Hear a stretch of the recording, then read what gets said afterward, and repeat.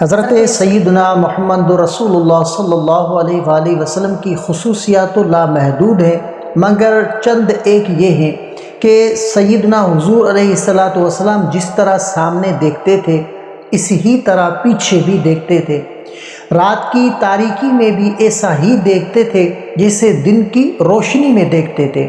حضور علیہ السلام کا لعاب مبارک کھارے پانی کو میٹھا کر دیتا تھا، نیز شیرخوار بچوں کے منہ میں اس کا ایک قطرہ ڈال دینے سے بھی سارے دن کے لیے وہ سیر ہو جاتے تھے۔ چنانچہ عاشوراء کے دن اہل بیت اطہار علیہم الرضوان کے بچوں میں اس کا تجربہ ہوا تھا۔ حضور علیہ السلام کی بغلیں نہایت سفید، نہایت اجلی اور شفاف تھی، ان میں بال نہیں تھے۔ حضور علیہ السلام کی آواز اتنی دور جاتی تھی کہ کسی دوسرے کو اس کے 10ویں حصے تک بھی نہ جاتی تھی۔ اتنی دور سے آواز سن لیتے تھے جتنی دور سے کوئی دوسرا نہیں سن سکتا تھا۔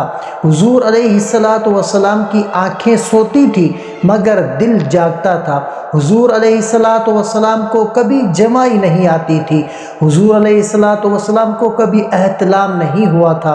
حضور علیہ السلام کا پسینہ مشک سے بھی زیادہ خوشبودار تھا، جس راستے سے گزر جاتے اس کی فضاؤں میں مہکتی خوشبو سے لوگ معلوم کر لیتے تھے کہ حضور علیہ السلام ادھر سے گزرے ہیں۔ حضور علیہ السلام کی فضلیات مبارکہ کو کبھی کسی نے زمین پر نہیں دیکھا، ان کو زمین نگل لیتی تھی اور وہاں سے مشک کی خوشبو مہکتی تھی۔ حضور علیہ السلام جب پیدا ہوئے تو ختنہ کیے ہوئے ناف بریدہ جسم مبارک ہر طرح کی نازیبائی سے پاک و صاف تھا، زمین پر سجدہ کرتے ہوئے اور انگلی آسمان کی طرف کی ہوئی تھی۔ حضور علیہ السلام جب پیدا ہوئے تو ایسا نور چمکا کہ سیدنا محمد الرسول اللہ صلی اللہ علیہ وآلہ وسلم کی والدہ کو اس میں شام کے محلات نظر آئے۔